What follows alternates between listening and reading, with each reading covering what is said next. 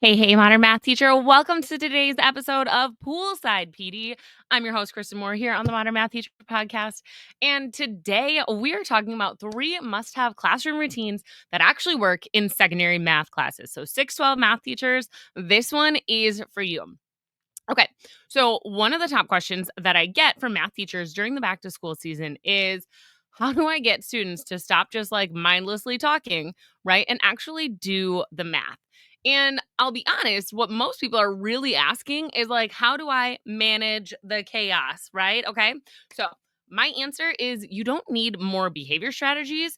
You really might just need some better routines. Okay. And so in today's episode, I'm going to break down 3 must have classroom routines that help math teachers stop the chaos before it starts without turning your class into like some military zone, okay? Because we're not about that either, okay?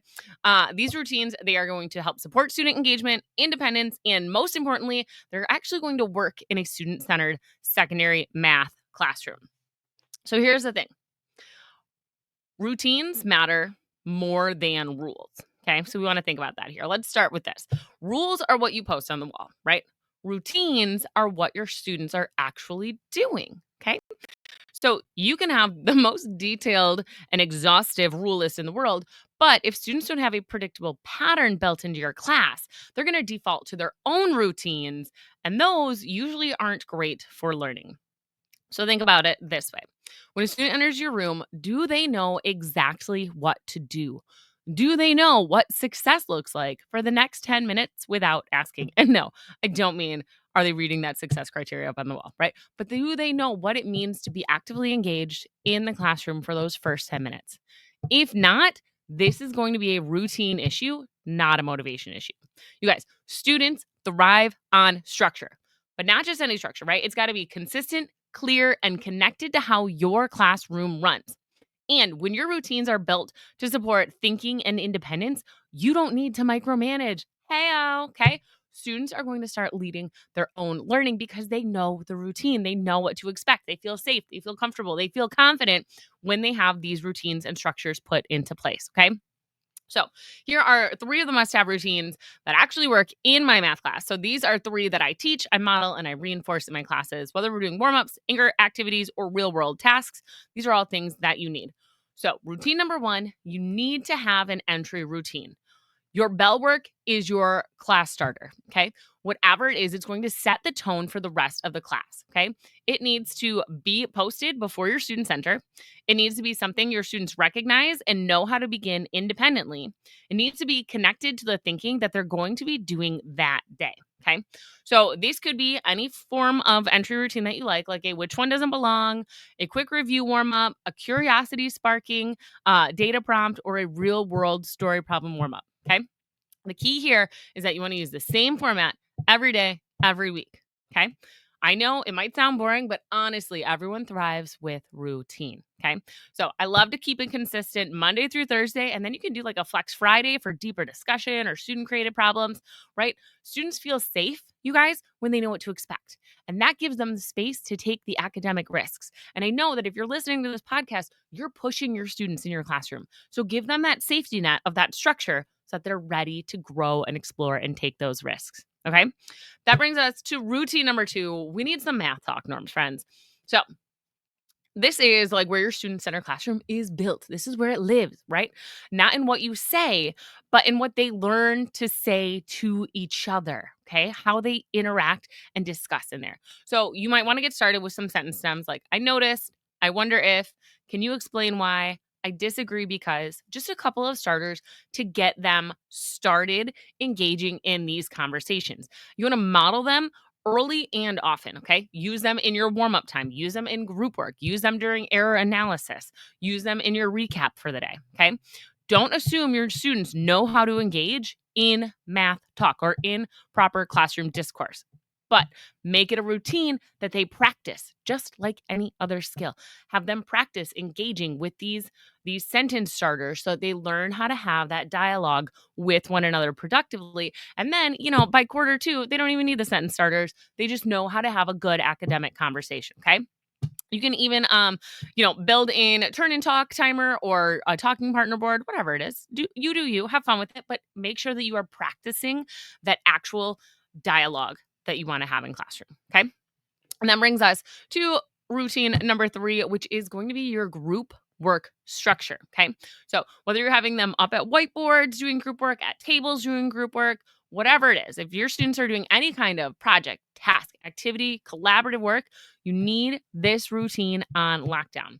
First up, you might want to consider having clear group roles. That gives something for everyone to be responsible for. That gives them a reason and a purpose for being in that group, right? So you could have a recorder, an explainer, a checker. I know if you're up at the whiteboards, you're having them continuously pass the marker. That's awesome. They have rules when they're up at the whiteboards, right? Give them roles when they're doing any sort of task, okay? Set procedures for how your students are going to get help. Okay. Do they have to ask your group, then a resource, and then the teacher, right? You need a procedure for what to do when they're stuck. So your students don't just sit there stuck and then get off task. They need to know what they can do. They also need procedures for how to turn in or share their work from their group activity. So here's a pro tip: post your group norms, revisit them regularly. You guys, students forget, especially in September when they are learning, up to 8 different teachers and all of their classroom routines. So the more visual and concrete we can make these things for our students, and the more we build in the practice for them early on, the easier it's going to be for us in the long run. So again, if you've got group work, you want to start with some clear group roles, and then you want to set some good quality procedures. So what they need to do when they need help, what to do when they're just totally stuck, and how to turn in or share their group work. Those are 3 kind of big ones that come up. So things to think about for your classroom. Okay. All right. Now, here's the part that I wish I had when I started AI support. Chat is my fave. And I want to share a couple ways you can use ChatGPT to help you with this. You can use ChatGPT to help you with so many things, but in particular, here's how AI can help you build and reinforce your routines. You can use your AI favorite tool to write student-friendly behavior expectations for your classroom contract. After you've done a social contract with your class, of course, you can generate sample warm-ups to use in your bell ringer routine. I love this idea, right? Because you just give it the unit you're on, the topics for that week, and like what prior understandings they need. And so it can help you just quickly write 5 problems for the week or however often you see them. Done in 2 seconds, guys. Okay. You can also have it draft up those role cards, like group roles. You can give them icons, descriptions, sentence starters, whatever it is you want. Make that part easy and then just keep it at the group. Makes it super simple.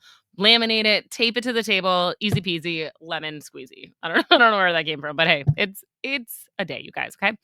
You can also use it to create a ready to use sub plan that keeps your routines going when you're out sick. So this is awesome because if you have a set format to your class, you can tell AI what your format is and then have just like a blanket sub plan that you use. I would make 1 per unit. Honestly, that's just me though. That way you have an emergency one ready to go. Okay. So remember, you guys, I love chat, but it doesn't replace your expertise. Right? It just supports your systems, which makes you a better teacher because you've got all the free time now, all the free mental space. It's amazing, right? Once you build these routines, you guys, AI helps you keep them running without starting from scratch every single week. Whew. All right, you guys. So if your classroom ever feels, a little bit chaotic, if you've tried to teach a task or a project and it just like totally fell apart on you, no worries. Chances are the missing piece, it wasn't your teaching. It was the routines. Okay. So that's exactly why I created that Modern Math Teacher membership to help teachers like you build real world student centered math classrooms with structure and support to actually enjoy teaching again. Inside the membership, members get the plug and play warm ups, anchor activity routines, templates for math talk, group work, more, a framework for real world teaching that's real world sustainable. Hey, oh, my friends. And if you didn't join us in August, don't worry. Doors will open up again soon, but you can still get started today. Grab the Project or Practice Expert Guide, your free tool to help you plan your first or next high impact math task with routines built right in. You can get that at a link in the show notes. Until next time, you guys, keep it real and keep it consistent.